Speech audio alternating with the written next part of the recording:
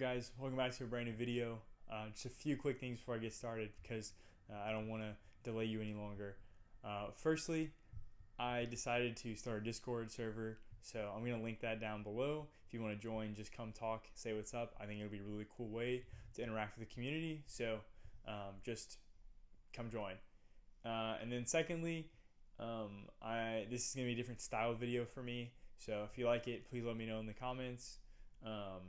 It's not what I normally do. I'm sitting in front of the camera talking like this. I'm going to be kind of talking, voiceover and have like things on the screen. So let me know what you think. And yeah, without further ado, enjoy the video. All right, guys, welcome back to a brand new video. Today, we're joined with Xbox Gut. Yo, what's going on, guys? Xbox Gut here. All right, why don't you kind of introduce yourself to everybody about your channel if they're not familiar with it?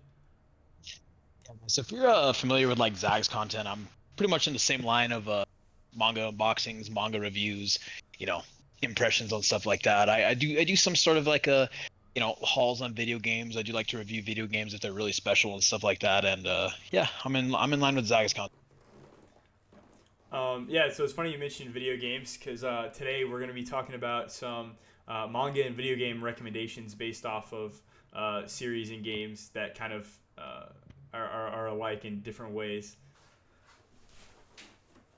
Yeah, games that like correlate with the different manga, like in the same way, like same style, Yeah, same type of vibe, yeah. There's not really a rhyme or reason. This is just like kind of based on vibes. Like some are going to be a lot more like specific or broad than others, but like if you look hard enough, you'll be able to kind of see where we got to these conclusions.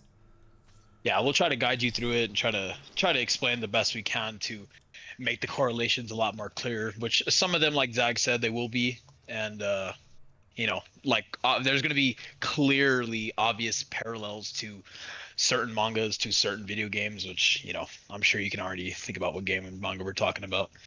Yeah, honestly, I think the main reason we wanted to do this video is because we're both big manga fans and big video game fans, so I feel like it's just like a no-brainer. Get some people familiar with new manga series and new video games at the same time.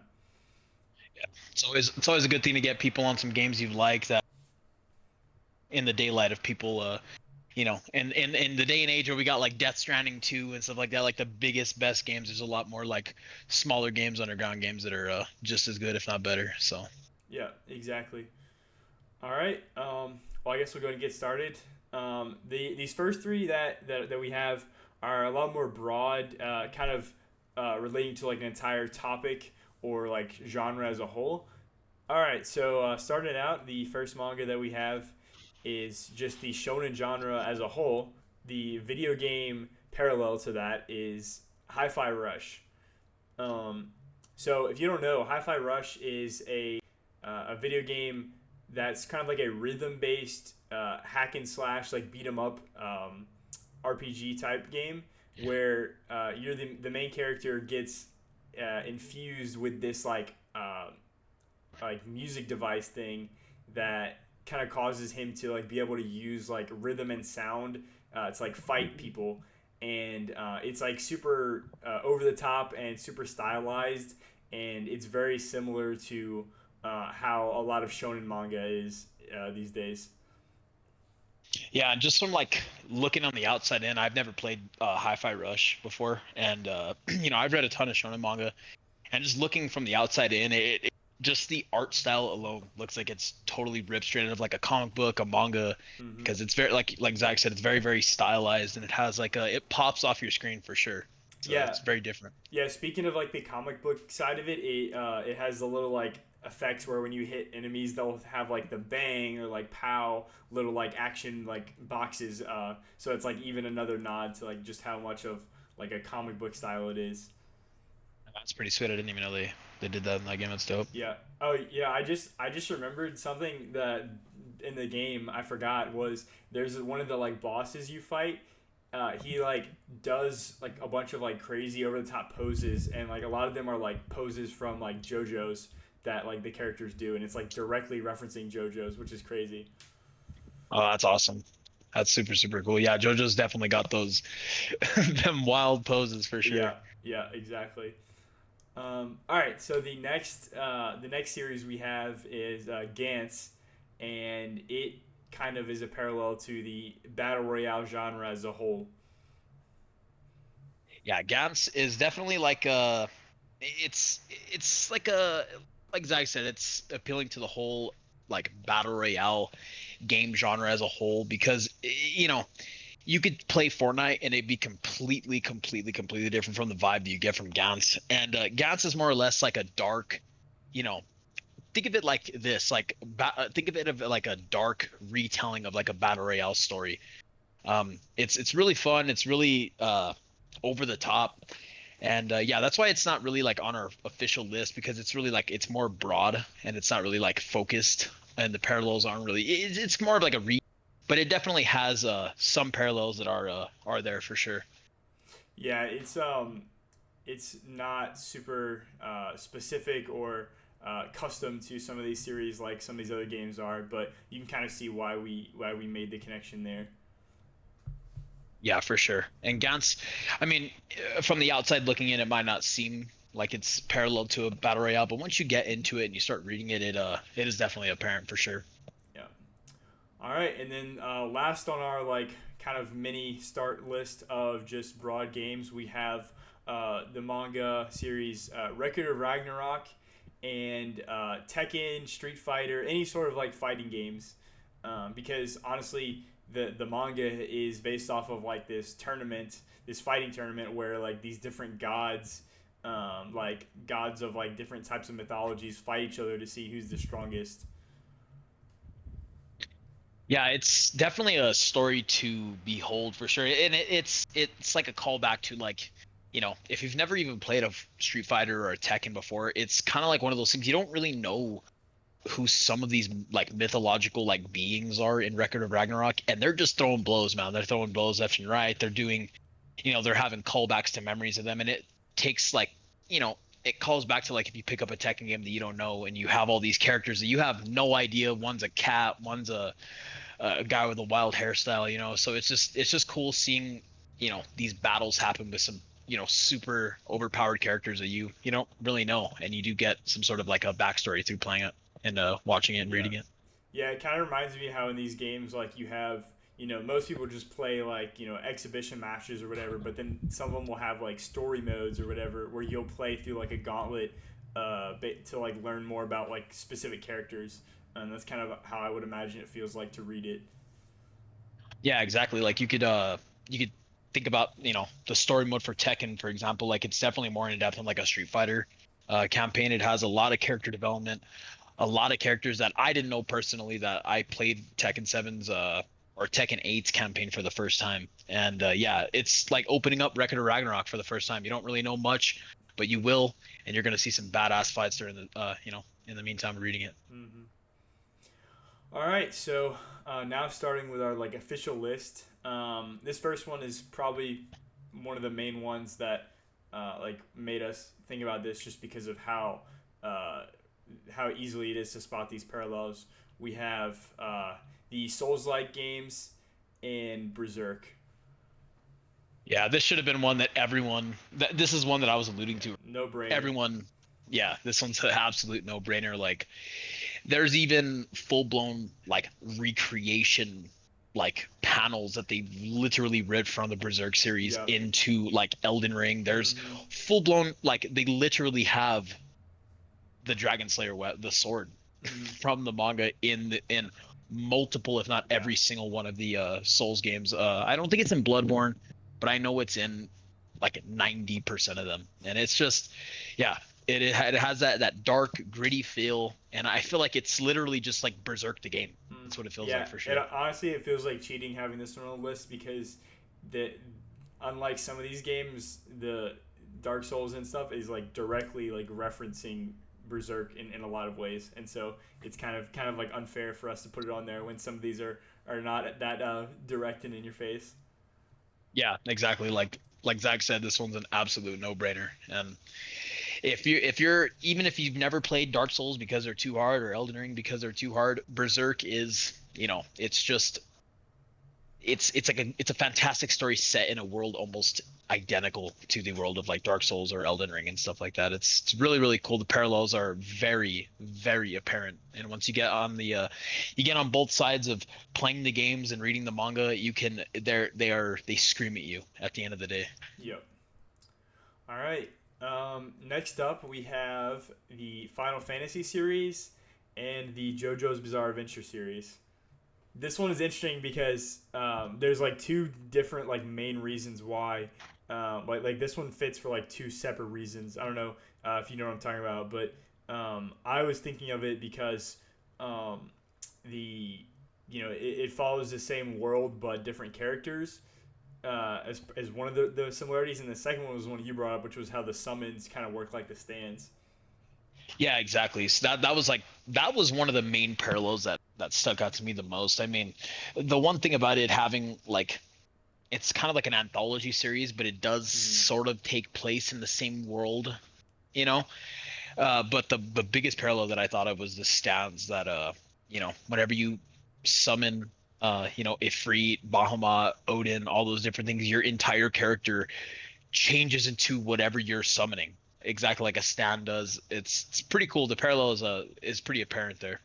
Yeah, yeah. I just think that it's pretty cool because there's not a lot of games that really that I can think of at least that are really about that anthology type story. You know, like most games you focus on one main character across the entire series. Whereas Final Fantasy, it's like I can think of so many different Final Fantasy characters that are super iconic and like they're may never even interact with each other in the games. Yeah, exactly. Like the only Final Fantasy games that I know that are actually in a shared universe um are Final Fantasy 7 and Final Fantasy 10. So Right. that's pretty cool. That's Yeah. pretty cool. Yeah. All right. Um, Next up, we have Dorohedoro and Bioshock. Yeah, this one was one of the ones that you mentioned to me that like kind of blew my mind a little bit because I was like, holy shit, that one is damn near like exactly, man. It feels like it's hard to not see it after you mentioned it. Yeah, yeah. I just think like they're both so gritty. They both have these very intricately built settings that are so like dystopian that they really do Yes. feel like they're the same place. Obviously, Rapture is underwater, but I mean, it feels like the stories take place in the same place. And then you have all like the powers, which are kind of like very similar to each other when you look at it. Yeah, exactly. Like the electric abilities from early on in BioShock, kind of called towards like the early parts of Dorohedoro as well. Yeah, yeah. Just like also like the um, just how the villains can kind of go crazy because they want to chase those powers too much, and that causes them to kind of fall apart. You know what? A question that I was thinking, I wonder what comes first, Dorohedoro or BioShock? Oh yeah, I don't. Oh yeah, I don't know. I'm trying to think of like when they would have both came out. Bioshock, I just looked it up, came out in 2007. Let me look up Dorohedoro. Dorohedoro might be newer, I think. No, it started in 2000, so 7 years before. Holy I shit! know, I can't believe Dorohedoro's that old. I know. I did not realize it was it was That that old. old. I know. Yeah, I was that's thinking it was nuts. like like I saw Bioshock 2007. I was thinking around the same time, but no. Yeah, for sure. Well, either way, they definitely have that same utopian, like not utopian, sorry, dystopian Mm-hmm. future Yeah. to them. They definitely give that like both stories, Dorohedoro and BioShock, have very, very, very immersive worlds to them, and I think Mm-hmm. that's one of the major parallels that you can draw between them. Yeah. Yeah. All right. Next up, we have Mad Max and Fist of the North Star, which I'm just realizing right now. Mad Max is a movie, not a video game, but we'll still keep it on the list. No, Mad Max is a video game. There's a PlayStation 4 video game out that's like highly it's like Oh, actually like a hidden gem okay. I was that only thinking of the movie. yeah. I've never played the game, so okay. Yeah, there's and it's actually dude, it's actually really good too. Nice. But yeah, I mean it's either way, Mad Max the game, the movie, the story definitely has parallels, it like almost identical parallels to the story of Fist of the North Star.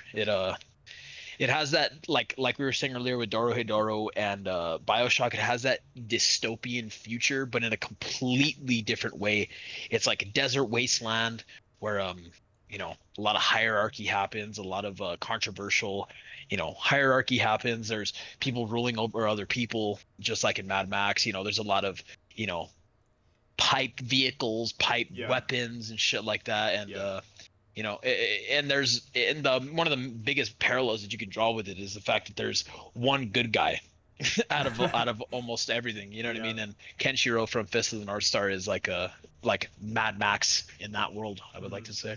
Yeah, I think when we were talking about it earlier, the only thing that you said that was really like different to you was that there's like actual like powers in Fist of the North Star, whereas in Mad Max, everybody's just like normal humans. Yeah, exactly. So Kenshiro, the main character, Fist of the North Star, he's like in the lore. I've only read the first couple of volumes of it, but they've Hmm. explained it super early on in the first couple of chapters. Like he's chosen by the North Stars to protect Earth or something like that. Hmm. But instead of Mad Max rolling around blowing people's heads off with a pistol or a sawed-off shotgun or something like that, you got Kenshiro just punching people in their chests and their heads explode. It's super over the top. It's super fun, and yeah, I think yeah, that's like one of the only things that I could think of that are completely different in I the got you. the worlds of Mad Max and Fist of the North Star. Yeah. All right. Let's see. All right. Next up, we have God of War and Vinland Saga. Um, So this one, I think this one really works really well. Obviously, 2018 God of War 2018 came out, and they shifted towards the Norse mythology, which Yep. obviously makes sense for Vinland Saga. But I think, especially looking at the direction that the God of War games have gone later on, when Kratos gets older and he kind of decides that he wants to, uh, do He better wants to be a and good father. yeah, exactly. He's got a child, so he wants to like raise him in a way that is like honorable and respectful. And I think that's like a really good parallel to how Thorfinn's character arc goes in Vinland Saga. Yeah, like with you mentioning that, it's just bringing up like the thought. Like I'm barely realizing now. Like you could even draw the parallels of the first prequel arc of Vinland Saga to the first three games Yeah, of God of exactly, War. Like it's exactly. his rage, it's Hmm. his vengeance, it's all this crazy like battle and stuff like that. And then, you know, whenever he grows older and whenever you start getting to like volume 5, volume 6, um and like talking about like God of War 2018, like talking that much forward in the story, it's drawing the exact same parallels of like Thorfinn and Kratos, the God of War, wanting to be better people Yeah. for the world around them. And I feel like that's one of the best parallels I feel like this God of War 2018 and Vinland Saga is up there with Berserk and Hmm. Dark Souls. I feel like that one is so good. That one's such a good comparison. Yeah, yeah. I just think like those are both really good stories that tell you like you know how to like deal with things that you regret in your past and how to kind of become a better person as you grow older, just in two different medias. And I think that's awesome. Yeah, yeah, and both Vinland Saga and God of War um, tell those stories of like wanting to be a better person in some of the greatest ways Mm-hmm. storytelling has ever done. Yes. Like yeah, Vinland Yes. Saga is highly regarded in that way, and so is God of War in the same exact way. They're Yeah. like I said, those are two perfect picks, almost like Berserk Mm-hmm. and Dark Souls. Yeah. Yeah. All right. So next up we have All You Need Is Kill and Outer Wilds. Um, I'm blanking on what was the movie that they made based off All You Need Is Kill. That's Edge of Edge of Tomorrow, I think, Tomorrow. with Tom. Tom I Cruise. think that's what it's called with Tom Yeah, Cruise. yeah, Yeah, no, yeah, that's yeah, right. Yeah, yeah. yeah. I didn't realize that it was based on that manga, which is really cool because like obviously like they have some similarities, but it's cool to know that like that movie was like inspired by it. I know Um, that's crazy. A movie with Tom Cruise gets an adaptation of right, like of a or no manga. a manga like a Japanese one shoot manga gets a complete Yeah. adaptation with Tom Cruise at the whole Right. that Yeah, like it's that's crazy to think you would have about. never thought. That's nuts. Yeah. Anyway, Outer Wilds, if you don't know, is a sort of like a space mystery puzzle game where you are stuck in this time loop and you have to figure out how to save everybody before you continue to repeat the cycle. So I think like very obvious, just time loop in space, kind of stakes are high, not sure how to stop it. Just, very, very similar vibes.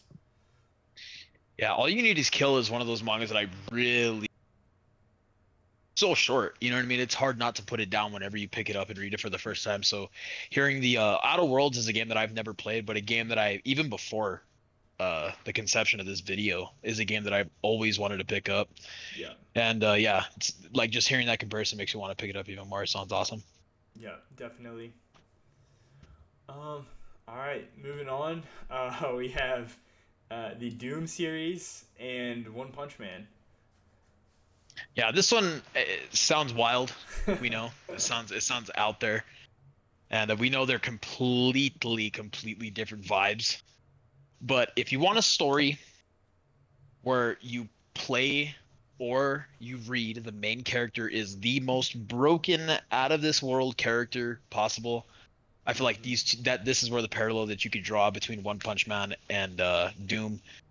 And yeah, I feel like both main characters are absolutely busted in their own universe. What do you think? Yeah, yeah. I think like you put it like exactly how I would have said it. It's just like these are two series where you're living the power fantasy of either playing as or reading from the perspective of the main character who is just absolutely broken and strong compared to everybody else in the universe to the point where like especially in the Doom games it's like you the only reason you die is because there's like too many demons coming at you. It's not like one singular demon is overpowering you. It's just that enough of them were able to band together and distract you long enough to kill you. Um, Yeah, but then, yeah, yeah, these Saitama is just takes that to another level with just like literally like he doesn't even have to struggle at all when it comes to defeating things. It's just one and done. one and done. That's the boy, One Punch Man. Yeah, it's a One Punch Man is a great read. Like I was saying earlier, it's a completely different vibe. But like Zag said, if you want to live out that like or read out that power fantasy like you would play out in a Doom, I think One Punch Man is a great reading. Like just it's just so fun. Like Doom is, man. Hmm. Doom is fun. Yeah. And it's fun just punching these demons and fucking blasting everything. It's a great time. And so is One Punch Man. And I feel like that's a parallel that you can draw as well. That they're just both fun, extremely powerful power fantasies. Definitely. Okay. Next up, we have the Monster Hunter series and two different series that kind of relate to it, which is Toriko and Drifting Dragons. Yeah, this one was one of the ones that I love. I never made a video on my channel whenever I actually finished Toriko, but Toriko became my third favorite manga of all time, shonen manga. And it's just if you've never played Monster Hunter, which I'm sure a lot of people have played Monster Hunter, it's like, you know, it's a small guy goes out to hunt a couple monsters. You know what I mean? You're just trying to kill some big ass Mm-hmm. monsters, and that's in essence exactly what Toriko is. It's just going after and trying to cook up the biggest and best monster that's out there, man. It's fun and there's a lot of parallels you could draw. Yeah, I think the Drifting Dragons kind of comes in when when you're not really on the hunt anymore and you're back at your base and you're just like building up a ton of your recipes and just cooking up a ton of stuff to just like spam during combat. I'm trying to think like what's the name of the little like creature companions? Is it like the palicos? Oh yeah, that's what they're called. Yeah, they're like Yeah. the little cat guys, right? Yeah, I just imagine like them doing their little dance while you're just sitting there like cooking the food after the hunt. And I haven't read Drifted Dragons. I know you have, and it's like kind of like solely focused on like cooking, right? Yeah, that one is it's a different type of manga. It's super cool because it's not like Toriko where it's like a battle shonen and then you get the payoff of watching, the feast of all the food and stuff like that. No, like Drifting Dragons is a lot more based on the cooking of these different dragons and the philosophical aspects of like, well, how many more dragons are left in this world, and like, we're eating them just for our enjoyment? Like, is that even okay? And I think that's a cool part of that manga for sure. So that just kind of relates to like the overall stories of the Monster Hunter games. Then I guess like part of it is the struggle of like, well, the humans need to survive, but also on the other hand, like we are kind of killing these monsters. We're going into their homes and killing them. So it's kind of like a moral dilemma almost. Yeah, exactly. Like, is what we're doing even like okay? You know what I mean? Is Right. this even Right. right what we're doing? Yep. And I feel like Toriko, on the other hand, like where you could draw the parallel of the battle aspect of like Monster Hunter, and coming back to your home base in Monster Hunter, is very parallel to Toriko because Toriko isn't just a battle shonen. It's pretty much it's a cooking manga. Mm. Like there's a side character called Komatsu, and he's a chef. He's a world renowned chef, and a lot of the manga is um you know based towards like cooking and getting super super super in depth into like ingredients and recipes and stuff like that. So Monster Hunter, Drifting Dragons, and Toriko are like three of the same. Yeah. They're damn near the same. It's super cool. Yeah. All right. So next up, this one is gonna be all you because I don't know about either of these, but we have the Inuyashiki and Crackdown.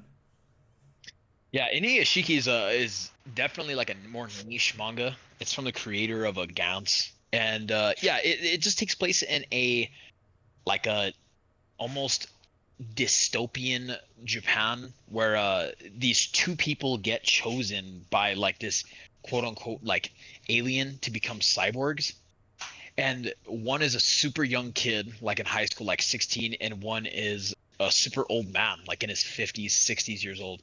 And the old man, his name's Inuyashiki, and the younger kid, I'm blanking on his name now, but it's basically like a battle between these two cyborgs between evil and good, and it's super like fun, just like like you're recruited by these by like a police force that like inject you with like nanite technology. You're like a cyborg pretty much. You're able to jump super high just like Inuyashiki. You're able to punch super hard. So I feel like that's a great parallel that you could draw between Inuyashiki and Crackdown, because you're fighting for the greater good of like a dystopian future set where you're like a cyborg, you know what I mean, protecting the city. So I feel like that one was pretty cool to think about. That one was cool. Gotcha. Yeah, I don't know anything about those, but hearing you talk about it, I can definitely see the parallels and see why they're it's kind of similar. Um, all right. So the next we have this one is kind of similar to the Vinland Saga one, but we have Vagabond and Ghost of Tsushima. Yeah, that one is like almost a no-brainer Yeah. in my Yeah. opinion. Like that one is, you got your dark medieval fantasy with Gan or not Gans, excuse me. You got your dark medieval fantasy with Berserk and Dark Souls. You have your Norse mythology with Vinland Saga and God of War, and then you have your like samurai fantasy with Ghost of Tsushima and Vagabond. Mm. And like even more on that, not just the like setting, but also just the similar internal conflict that both the main characters go through. Yeah, that was one of the major, almost, I mean, besides the setting itself being a parallel, obviously, Mm-hmm. one of the major most, besides that parallel, um, is the fact that both characters like Miyamoto Musashi and Jin Sakai, I think, if I'm remembering correctly, they both struggle very much so with like their inner demons if they want to become, loyal samurai and stuff like that. I feel like both of those stories handle it in a very very, it's just they're both samurai tells, and they're both Mm-hmm. very very well at telling that story. Yeah, absolutely. Um, okay, let's see what. Okay, next up we have High on Life and Gintama. I feel like this is a funny one. These are both series that are purposely trying to be meta about whatever medium they're in. So like High on Life is making fun of a lot of video game tropes, and then Gintama is making fun of a lot of anime tropes. So honestly, just like really good if you're into that. Yeah, like if I mean, if you like Deadpool, I mean these both of these, High on Life is a great fourth wall breaking game. Gintama is a great fourth wall breaking manga, and I feel like they're both just parodies on the medium that they're based in. Like Zach said, I feel like there's a lot of parts in Gintama. I haven't read all of Gintama, but there are parts in Gintama where they straight up just recreate some Dragon Ball Z arcs Mm, in it that are yeah, just totally parody versions of that like arc.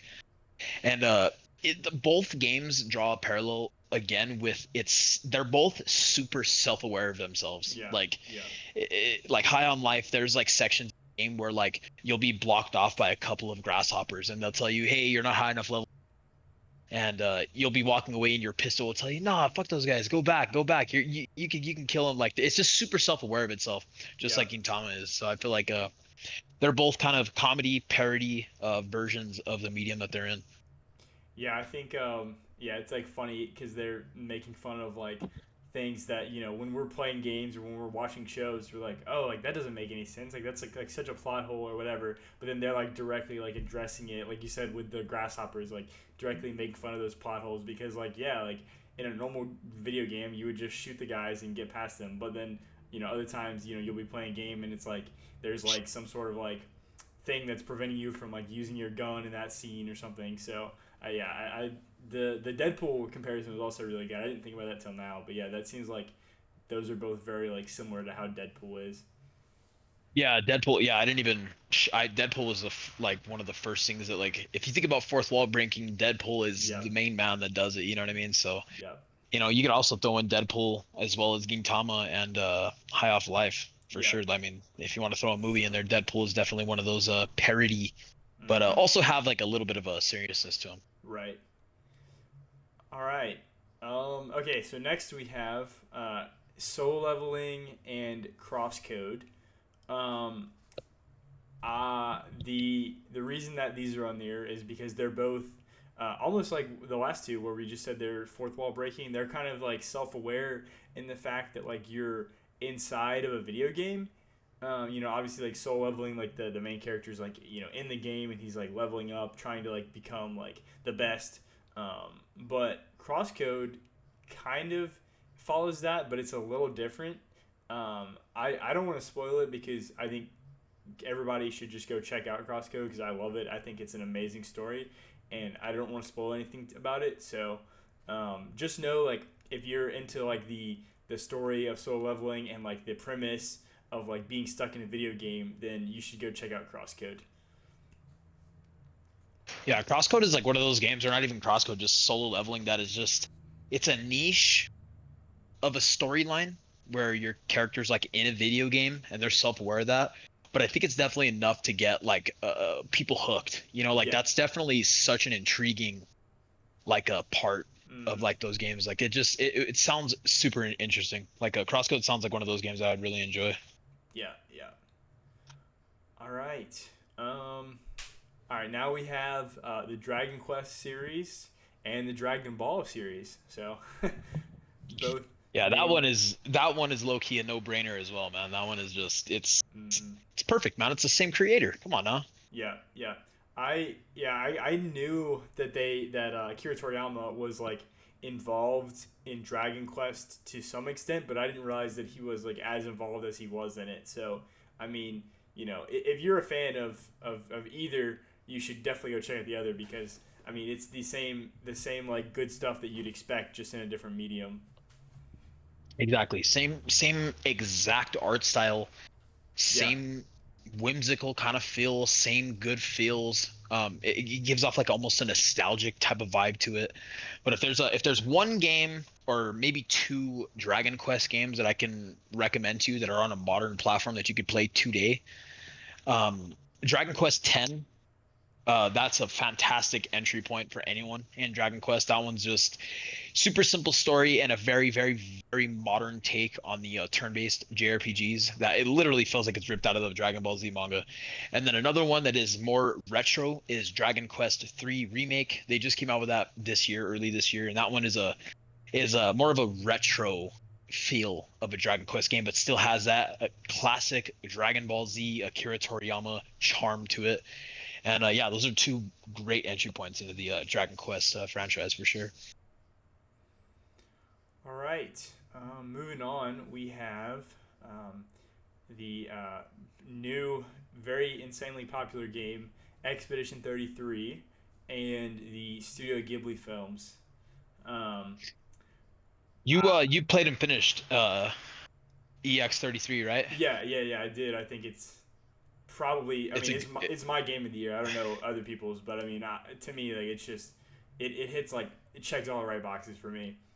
Yeah, for sure, dude. I agree. I feel like yeah, it's definitely up there with one of my It, games of the year for sure. the But soundtrack yeah, is so the good. I'll just catch myself listening to the soundtrack like on my phone and like putting it on my playlist and like that. I just oh man, the music is just so good. yeah, that game is just a fucking out of left, like just special, man. Yeah. There's just something Oh about that yeah, game. It just came out of left field. It's for made sure. by such a small, I don't know. But anyway, back on topic. Yeah. Um, so yeah, I mean, I think these are both really good parallels to each other because a lot of the Studio Ghibli films are very whimsical looking worlds and the characters look very whimsical, but underneath all of that fun and happy and upbeat things is a typically really dark or sad story that is told that is getting a message across through this world that is so like special. And I think that is like a perfect representation of how EX33 is, because it is very dark at times and very like sad, and it explores some very like interesting themes, but um, despite all of that complexity and darkness, the a lot of the characters are very just like silly, like Eskie and the Very much so. all of the little guys. I'm blanking on their name, but like the Gestrels, like the little Yeah, the guys with gestrels, the yeah, little hair. paintbrushes. Yeah, exactly. They're paintbrushes.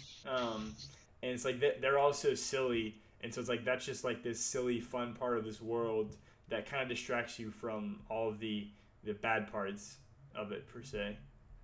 Yeah, for sure. Yeah, it definitely has Edition 33 has uh such a fantastical feel to it, man. It's the Final Fantasy game that we never got, man. It's so Mm, like fantastical. yeah, It's so heavy, heavy, heavy on the fantasy, and like like Ghibli films, man. They have like a dark, you know, typically most of the time a dark story that accompanies like a very light, whimsical world and an art style, just like Expedition 33.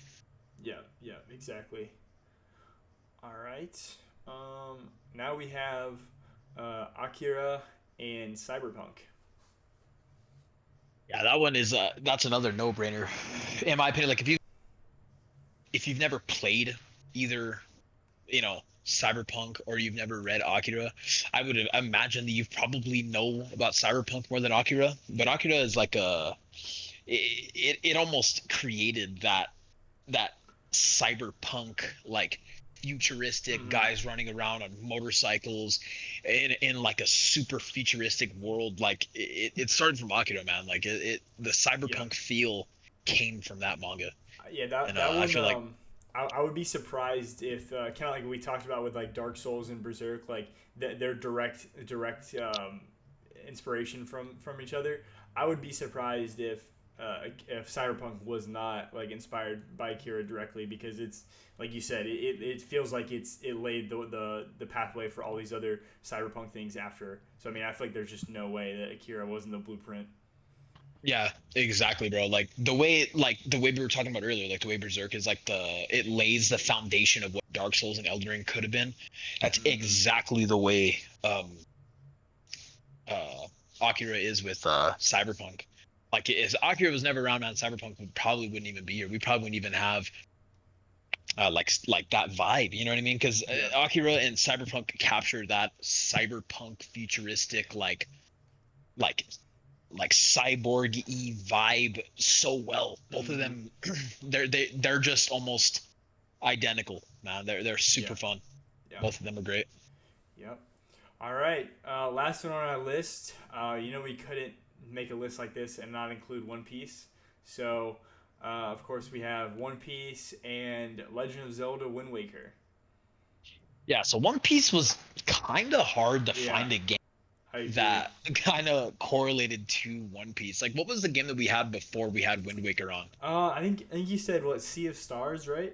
Yeah, Sea of Stars. Yeah, see, so see that game is almost like a stretch in itself. Like just because it's like upbeat and like happy doesn't necessarily make it a parallel to One Piece.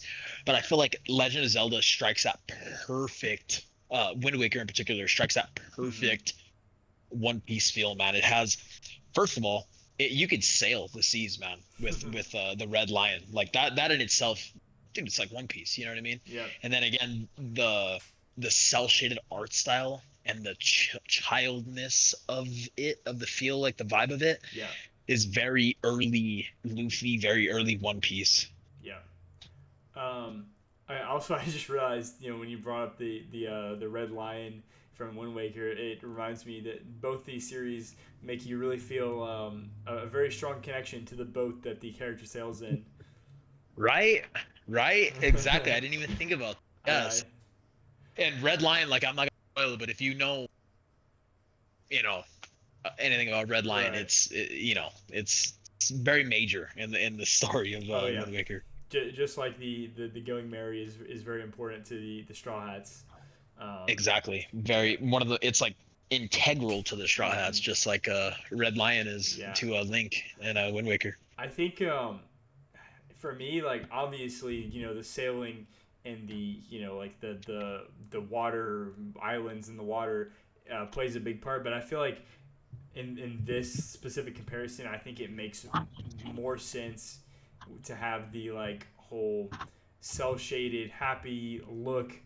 Um, because that Wind Waker is like the like the only one in the series. Well, I mean, other than the other two games that came after it, but like at the time it came out, it was the only one in the series that had this brighter, happier art style compared to like the other games. So I think that is also that's like more of a nod to One Piece than the sailing. Although like obviously like the pirate parts of it make sense, but I feel like when we're going about like the vibe of the series, that's more of a factor than the sailing.